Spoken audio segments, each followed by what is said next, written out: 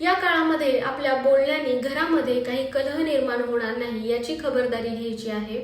घरासाठी खर्च होताना इथे बघायला मिळतोय। नवीन घर घेणं, नवीन गाडी घेणं किंवा आहे त्या घरामध्ये रिनोव्हेशन करणं यासाठी खर्च होताना बघायला मिळतोय।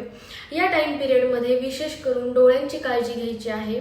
विशेष करून उजवा डोळा लाल होणं, डोळ्यामध्ये इरिटेशन होणं असे प्रकार घडू शकतात। खाण्यामध्ये तिखट मसालेदार खावंसं वाटू शकतं, सो ते अवॉइड करायचं आहे।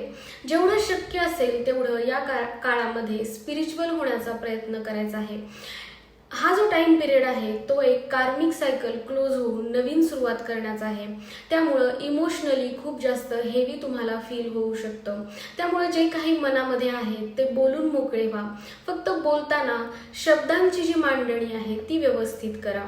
या टाइम पिरियडमध्ये आर्थिक चढ उतार जाणवू शकतात, तेव्हा खर्च जपून करायचा आहे। जेवढं शक्य असेल तेवढं काहीही अपेक्षा न ठेवता रुग्णांची सेवा जास्तीत जास्त करायची आहे।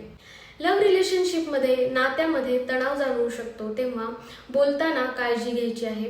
विद्यार्थ्यांनी अभ्यास करताना जेवढं शक्य असेल तेवढं घरामध्ये बसून अभ्यास करायचा आहे, जेणेकरून जे काही तुम्ही पाठांतर करताय ते लक्षात राहण्यासाठी गोष्टी सोप्या होतील।